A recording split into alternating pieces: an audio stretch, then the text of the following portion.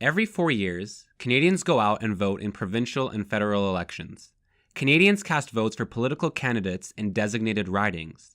Under the current first-past-the-post system, the candidates who collect the most votes in each riding are elected to Parliament or provincial legislature, depending on whether they are voting in a provincial or federal election.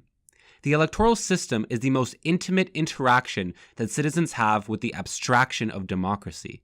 If democracy is the objective, our electoral system is the toolkit we have as citizens to reach it. The system we use to elect our representatives is best understood as the architecture of our democratic system. All too often, we fall into the cognitive trap of the status quo bias.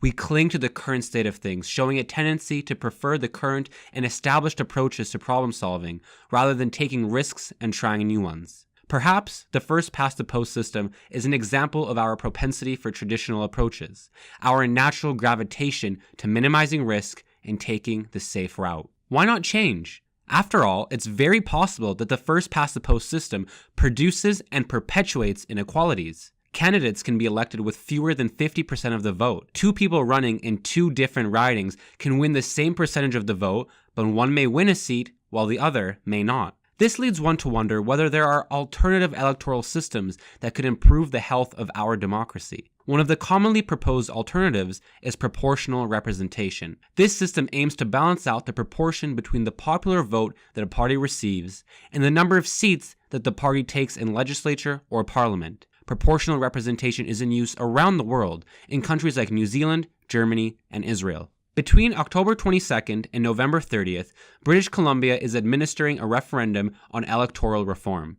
This is another chapter in the historical flirting that Canadians have had with the idea of changing electoral systems, both provincially and federally. The ballot has two questions. The first question asks whether British Columbians would rather remain with the current first-past-the-post system or adopt a system of proportional representation. The second question asks whether British Columbians The first question asks whether British Columbians would rather remain with the current first-past-the-post system or adopt a system of proportional representation. The second asks British Columbians to rank the three proposed versions of proportional representation in order of preference. Democracy is a process. It would be naive and arrogant to think that we've perfected the system. We are just a speck on the timeline of human civilization and a fraction of that speck on the schedule of the cosmos.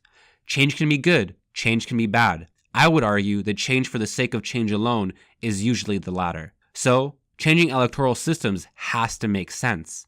A lot is at stake. Before we go any further, I want to give our listeners a small disclaimer. We are here to have a conversation and not provide legal advice. And we're not always going to be correct, and sometimes there won't even be a right answer. But you know what? That's not going to stop us. My name is Jacob, and I'm here with my friends and fellow law students Cereise and John. Right now, we're going to intervene. Let's take a deep dive into the topic of electoral reform.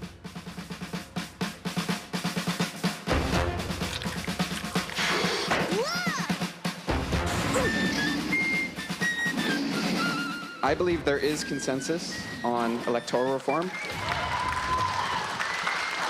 Electoral reform, changing the way we vote, is a big change that will and could have far-reaching consequences for our country. And the first-past-the-post system, save for one election in 2001, has always seen a minority group of votes get an absolute majority of the power.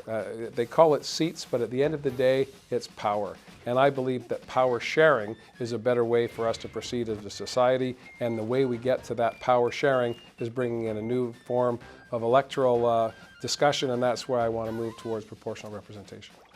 We were to make a change or risk a change that would augment individual voices, that would augment extremist voices and activist voices that don't get to sit within a party that figures out what the best path for the whole future of the country, like the existing three big parties do.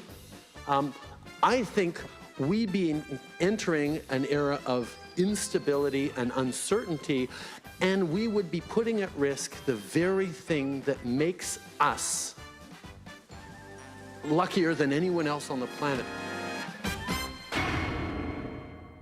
get ready to open your mind. We are back with another edition of Inter-Veners. How are you guys doing today? Good. Yeah. I'm fine. Did you just insinuate that the people listening are closed-minded? No, I'm just saying that we can always broaden our horizons and open our minds even more. Which is often how referendum votes are used, right? Wow. Man, you're so unapologetic with those segues. I love it. That's absolutely amazing. So I guess we're here to talk about electoral reform. We are, because of what's going on in British Columbia right now. Exactly. Right, Jacob? So from October 22nd, I believe, up until November 30th, British Columbia is having, drumroll please, yet another referendum on electoral reform. I believe the last one was in 2009, if I'm not mistaken. So I figured we could just, again, I know I did it in the intro essay a little bit, but we could give like a little bit of a synopsis about how the referendum is looking. Is it binding? What does it actually mean for British Columbians? What are the implications for Canada? Give a little bit of a breakdown about what they're actually proposing, what kind of alternative systems, and then we can just see where it goes from there. So as we just said, British Columbia is having a referendum on electoral reform from October 22nd to November 30th via postal ballot. So if you're a British Columbian resident, I'm sure that you've gotten some kind of ballot form to fill out. Now, the referendum has two questions. The first question is whether British Columbians would like to stick with first past the post or switch to proportional representation. Now, the second question you can actually answer even if you vote for first past the post in the first question. In the second question, you have to rank the version of proportional representation in your order of preference. Because there's three different kinds, and there's right? three different kinds. Yeah. Well, there's multiple kinds, but they put three different kinds on the Three ones that are ballot. being proposed here. Yeah. One of them is not being used anywhere in the world, and that one is the rural-urban mixed one. And then the other two are the dual member proportional and mixed member proportional. So let's just give like a little Cliff's Notes summary just so that we have some kind of structure for our discussion. So for the first version of proportional representation that they're suggesting is that's known as the dual member proportional system. So here, certain ridings are combined with neighboring ridings, and two MLAs, that's members of legislature, are elected instead of one, as it is in the first past the post system. So the first MLA that's elected is the one that gets the most votes. The second seat goes to parties. I think something to note is, okay, so what I understood is this like second vote to parties are people who are put on a list by the party and then randomly selected afterwards. Is that how it works? See, that's a thing. Okay, so this is touching on a bigger issue that we'll get to in a second. Explain it to me. We'll get to in a second. Yeah. Is that it's pretty difficult to understand what the hell is even being proposed. Because for the second system, the mixed member proportional, there is actually going to be either a party list that the second MLA will be chosen from, Okay. or there will be a different way of selecting that. Because actually the way that mixed member proportional has been used worldwide, there's actually different versions of that. So even if MMP, as the system is termed, is selected as a potential replacement for first past the post, there's actually going to have to be a legislative electoral committee that's selected by the coalition NDP Green government to decide how that's even going to look like.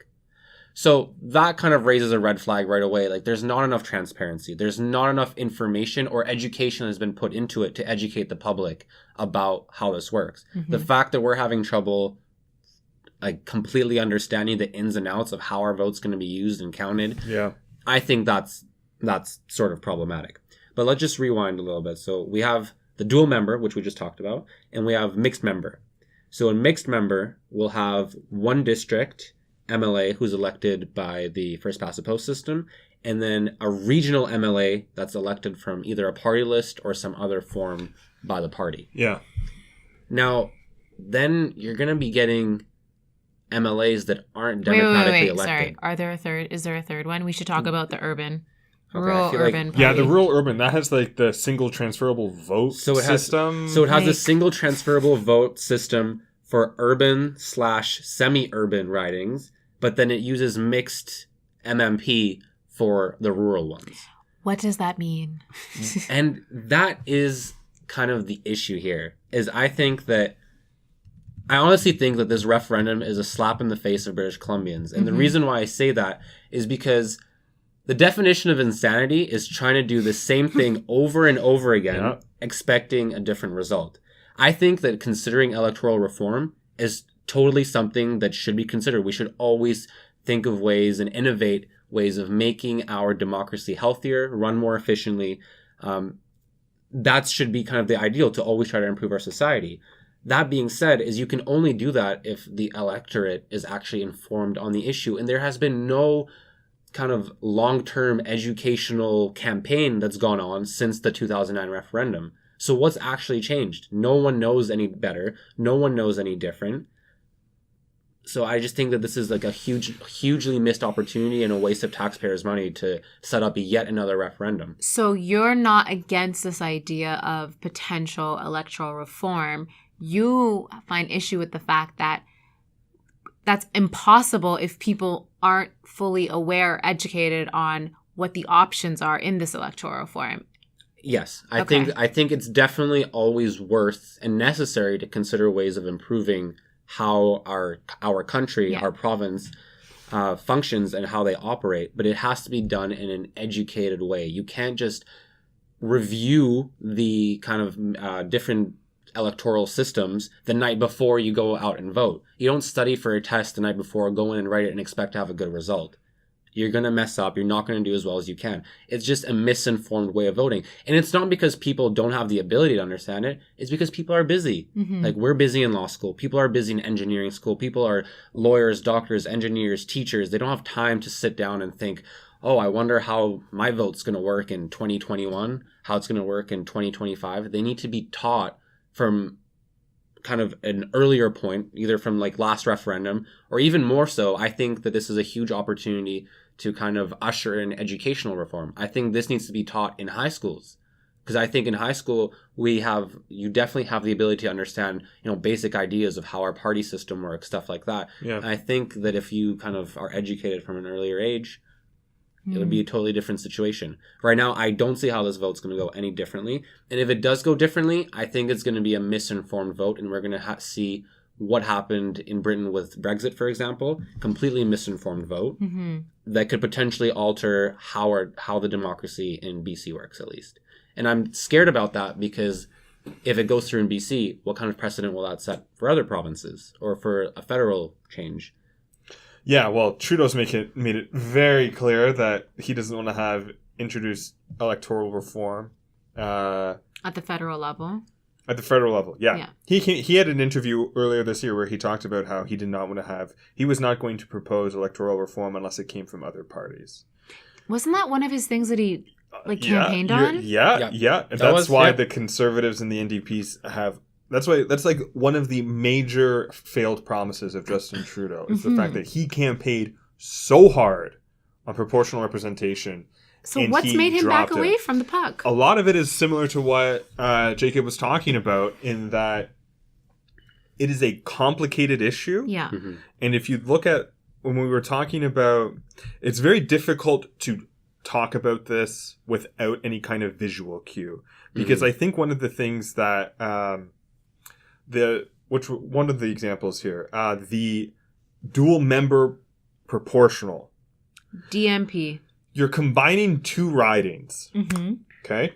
The problem with it, and it's interesting when you look at the contrast between urban and non-urban, and this was one of the big criticisms that the BC Liberal leader was talking about, was that there is, to an extent, and I don't know if I buy into this, but you are cutting out some sort of direct accountability to constituents.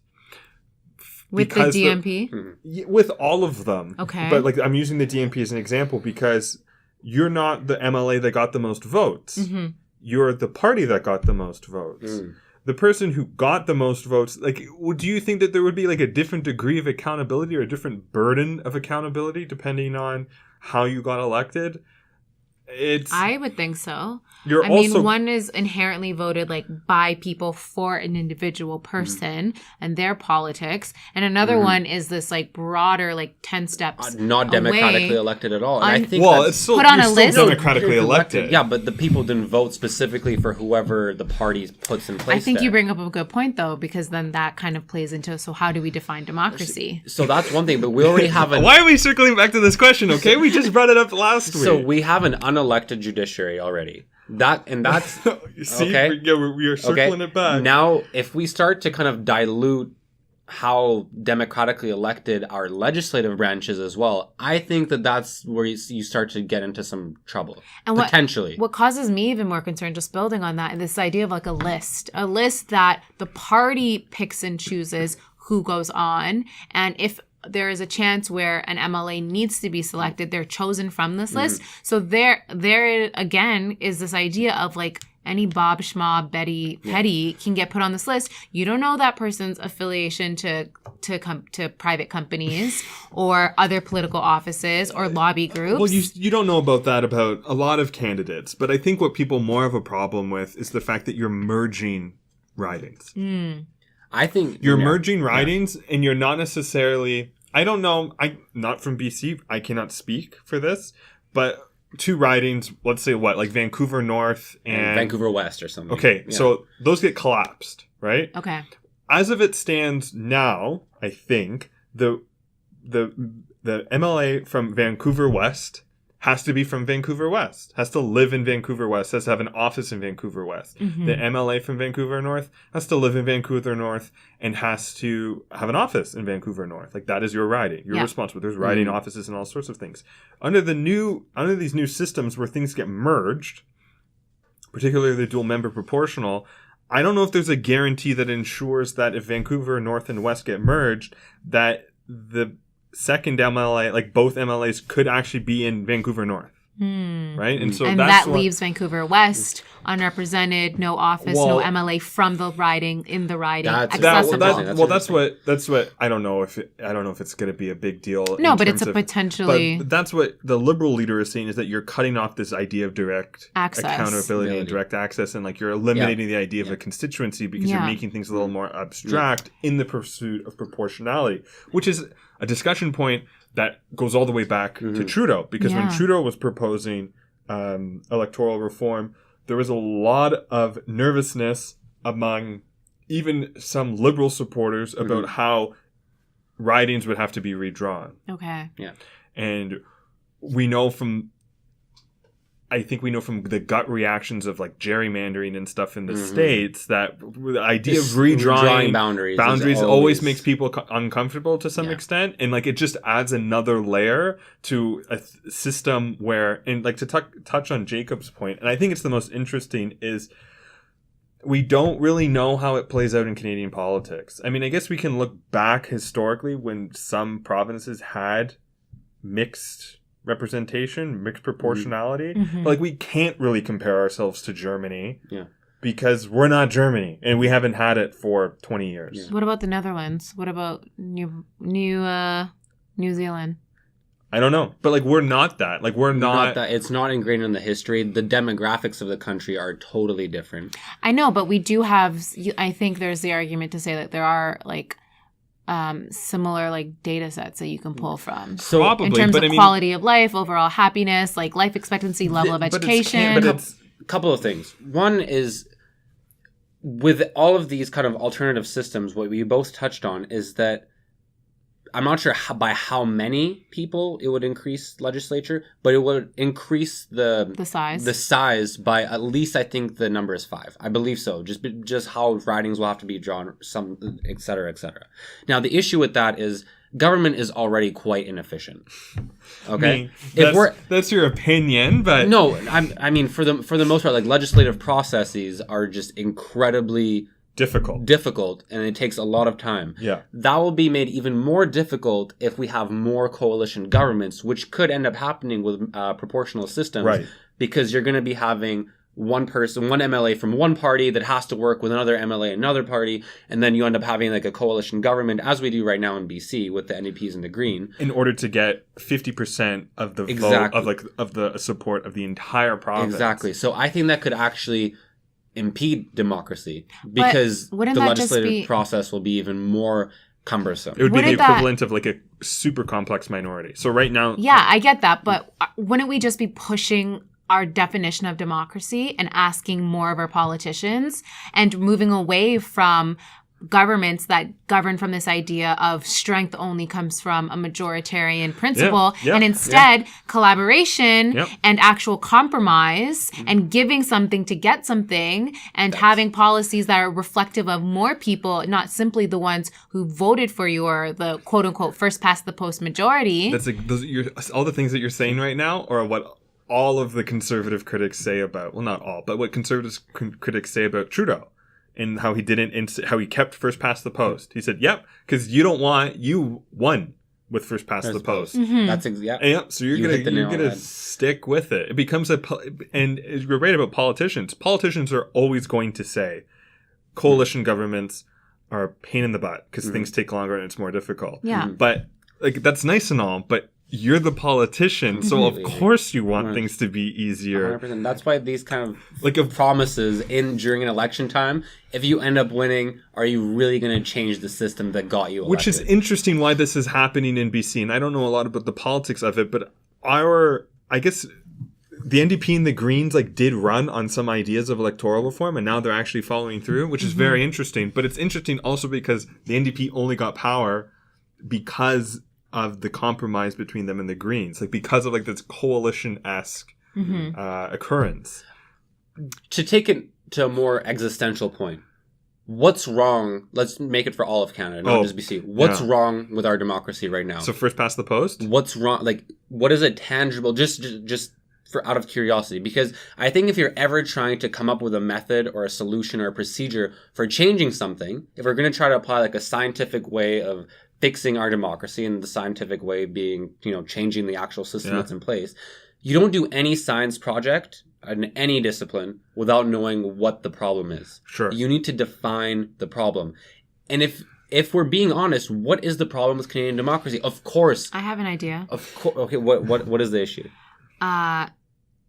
The growing voter apathy and disengagement of the majority of people who aren't us and aren't, taking the time to research these things and think about these things. Hey, we're and apathetic too, I think. The number of people, whether they're, under the age of 35 or over the age of 55, who feel that they could not or do not have the power to influence any politician, or can engage with the system with how it currently stands as outsiders. And so this idea where we ask people to put a vote forward for someone who then they instantaneously feel like they have no control, no influence, and no hope to ever get a return on their investment, which is the promises and the campaign and the platform that these people run on.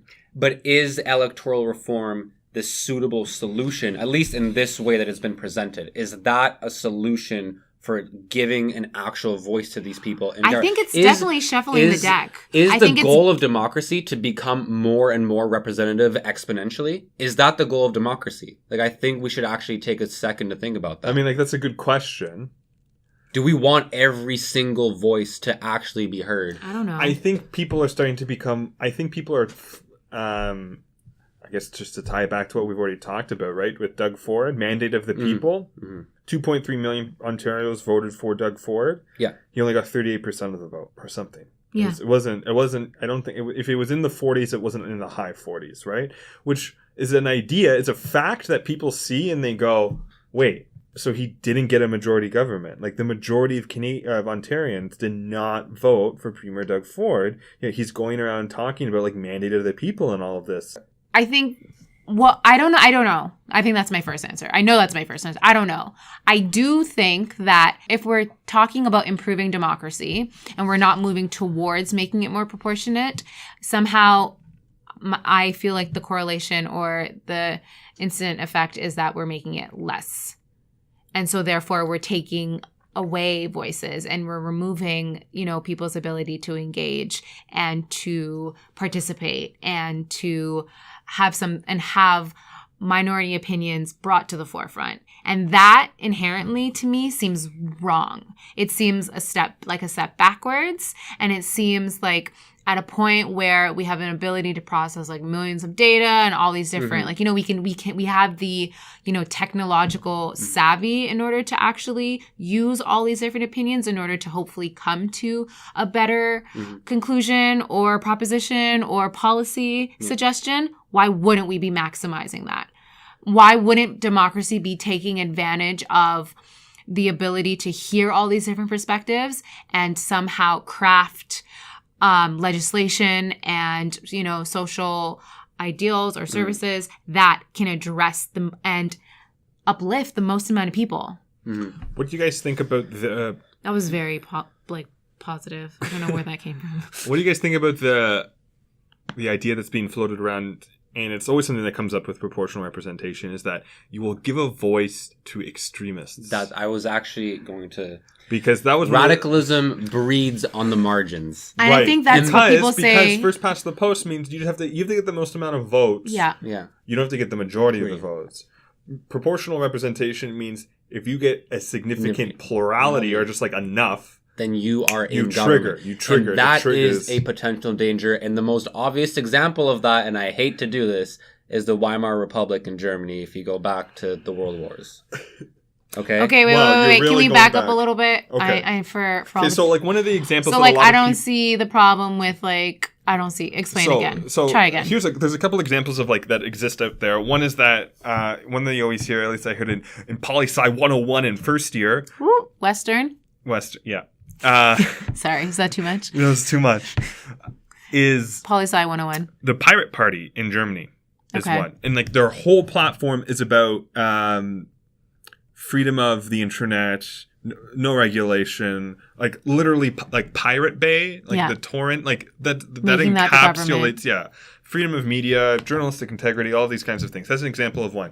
If you also look at Israel is fascinating proportional representation. They have crazy regional, small regional parties that prop up. You get like really far right, really, really pro-Zion stuff.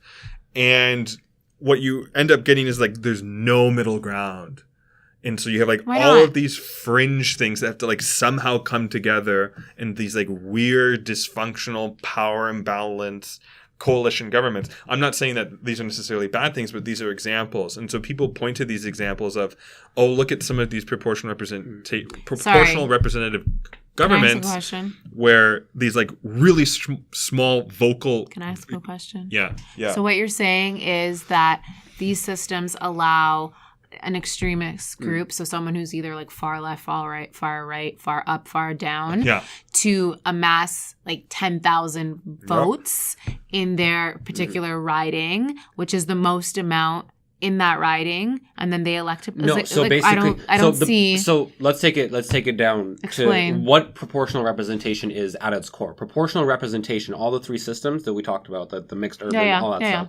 It's trying to say if you get 5% of the popular vote in your province or in the country, you should have 5% of the seats in the legislature. I get that. Right? Yeah. So if you have 50,000 people, which is like a pretty small amount of people on like an electoral scale, that vote for a party that has some kind of extremist idea, like platform, either on the left or the right, 2%. They're going to get some seats in House. Okay. Whereas in the first past the post system, they wouldn't. But in the proportional system, they would, because you're supposed to get the same, like the proportion that you have of the vote. Got it. So you'll have people with completely radically different ideas from like where most of the public opinions are. But who are proportionally represented. And that starts to kind of dilute the legislative system, because then you're going to have even more push and pull and tug on legislative because drafting. You're pulling people from all these different corners and trying to find a middle moderate ground. Exactly. What people also are talking about is how you're giving a voice to extremist groups. and how that could be problematic for We say that jokingly, but you look at how the Nazis came to power in Germany, that's exactly what happened. And obviously that's like driven to the extreme, but when you're talking about these political concepts, you have to look at like the extreme cases. Yeah, I know. People talk about, and you know, the neo-Nazi rhetoric that's going on south of the border and stuff too, right? I'm sure Yeah. there's a We lot, always there's think lots that of, like, we're completely immune to, you know, crazy things happening, but We're not at all. we're not. At Borders all. are imaginary, FYI. okay. Time's also imaginary. Caravans can get across them. Yeah, so it is something to keep in mind. But again, So what do you think? So what do you think about this extremist question? Like, do you think that's a problem when people? Do you I think that historically, I don't see why it's not a problem. Historically, there's evidence for it. I think it's Yeah. concerning for sure. And you can't ignore the history. And if you look at human history, we tend to repeat a lot of the same mistakes, and we Sure. always think that we've gone over a hump, that we've learned our lesson. But our memories are very, very short. I can't remember what I ate for breakfast 2 days ago. It's going to be hard to remember kind of like what led to political instability 78 years ago on a different part of the world. And we think we're not comparable. But in fact, we see how crazy politics are worldwide right now. You don't have a daily breakfast regime? No. You gotta get eat something different every day? consistency, discipline. No, like I usually have scrambled eggs, but I can't remember what I had. I think I ran out of eggs, so I had yogurt or something. I don't So remember. I think that this idea of having like extreme groups or far I had whatever food groups. for thought. Oh, okay. No, God, we needed Boom. we needed one of those. I actually am excited to see if that will happen. And I want to see it happen. Because I think there's The like radicalism or the actual passing of the referendum? both. And I would love to see the radicalism. I would love to see what kind of parties Why? couldn't get a vote but now could. Because it was always there. You need Right? to see And that's you what I need to think be able to extremist thoughts have identify. always been there. Yeah, or whatever. Or those fringe thoughts were Yeah, always there, that's right? true. Like the Communist Party of Canada has always been there. The Libertarian Party of Canada has always been there. Just look But at like, the states. Clearly, people felt a certain way to elect. yeah, right? So like people have these closeted political opinions. Mm-hmm. And so if you introduce a new system that allows them to be open, like what are people going to come out with? Because there's also positive sides, right? I mean, like the Green Party also started as a very fringe party, but now it's grown to be not hugely popular, but significantly has gained more traction in BC and even across the country. But like what other, I know there's a lot of discussion on other proportional representation.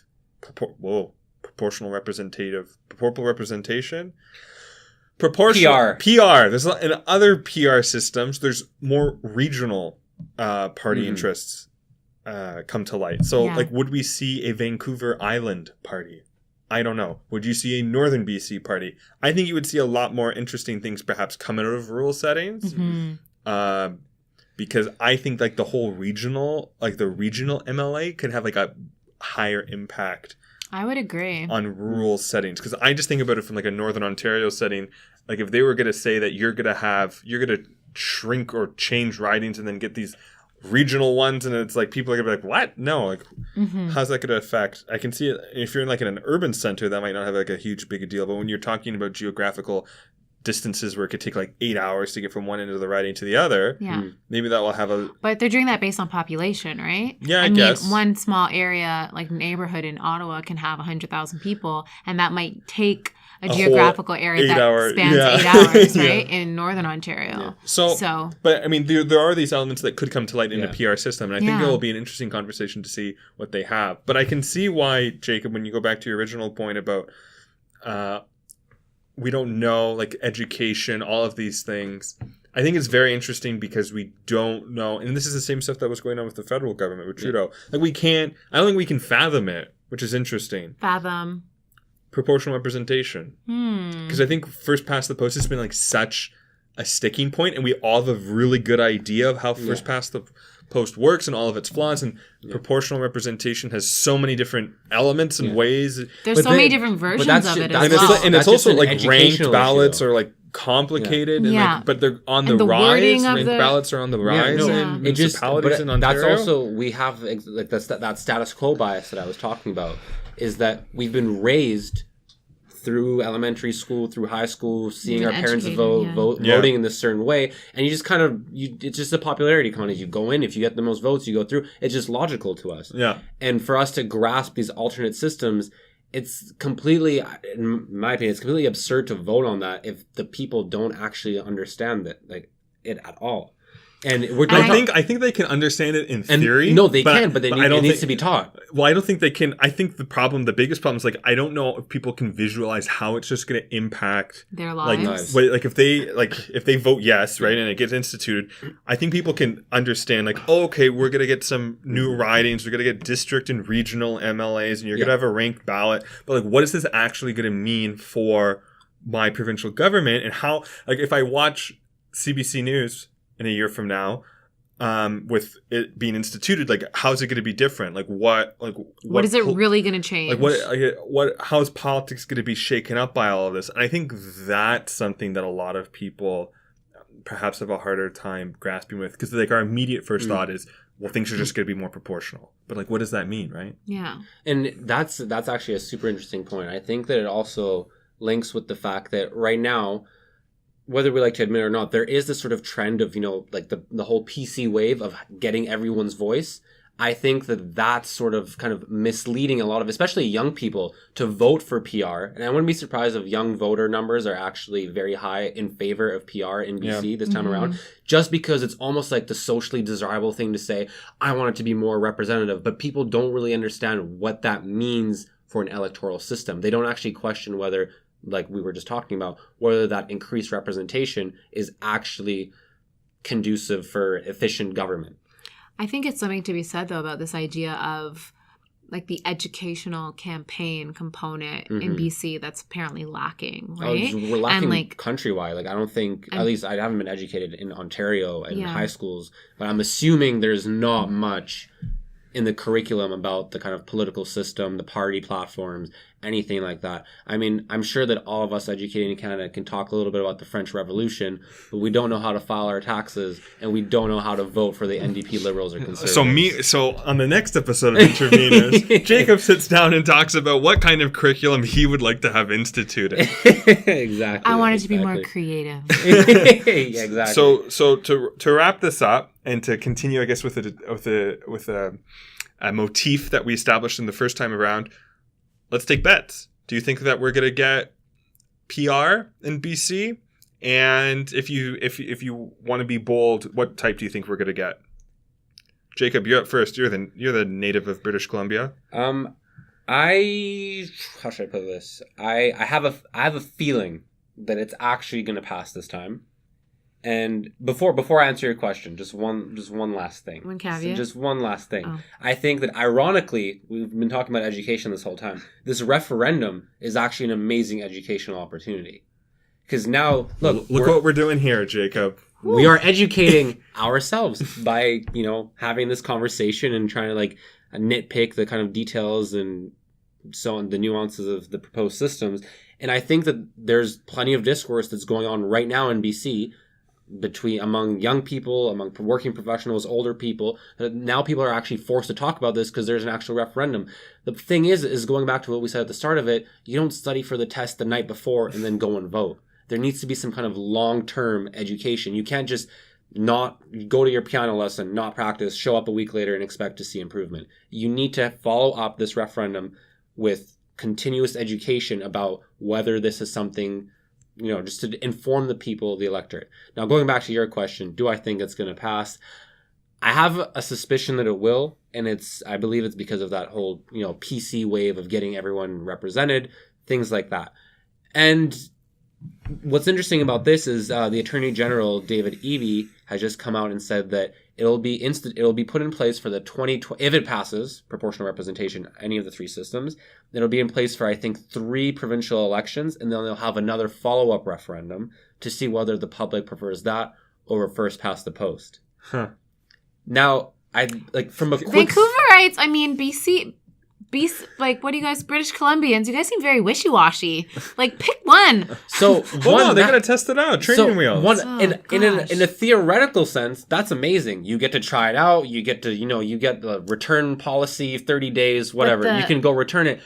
But are you really going to, on a day-to-day level, are British Columbians really going to be able to say, 12 years from now, wow, you know, the government policies with regards to this in the time of proportional representation are so much more or less efficient than they were in first past the post. No one's going to be able to tell you. People care about their tax dollars, access to healthcare, and you're not going to be able to tell if it's more or less. Because it usually takes a policy like 10 years. It takes forever for things for people to feel these things, and it's just such an artificial way of gauging the success of something. And I think the efforts are totally misplaced, and they should scrap it, save tax dollars, because Lord knows people pay enough taxes, and they should educate the public. So I think it might very well pass. I hope that it doesn't, but I think it's worth considering through education.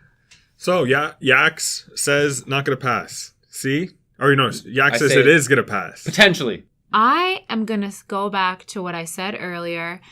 And I think voter apathy and disengagement is at such a level where people are very likely not even going to engage with this referendum. So what do you think voter turnout's going to be? I think voter turnout will be low. Mm-hmm. I think that those who do vote will vote to keep the current system because, at the end of the day, does it really matter? If apathy is that high, if you have that much of a disengagement, trust like disappointment, that's a lot of disses, in your government and the way that democracy is functioning, like at the end of the day, does it really matter? Probably not. If we're going to spend all this money and change the system and you feel like you're really just going to get the same thing, you don't have that much, hope or, genuine excitement for the option that proportional government could bring you or, opportunities, then you're not really going to care that much. So it's not going to pass? I don't think so. So I say it's going to pass. But I cheated because I looked at polling data. So, but better. Don't trust the polls. Polling in 2018, so John. I'll be the optimist. I'll be the great reformer here. I think it's going to pass. I think they're probably going to go with the mixed member, and I think voter turnout's going to be 70%. Ooh. Jeez, that's precise. I mean, if we're talking about extremist opinions. We'll do. Are you running for an MLA position in BC? Yo, look, I've just applied for my BC driver's license. I'm getting it all hooked up. Yeah, absolutely. That's amazing. Awesome. Well, let us know what you think and reach out to us or something. Or don't, but hopefully you do, because democracy matters. That's the system in which we live. And you've just been intervened. We've been intervening. We are the Inter-Veners. Okay. All right.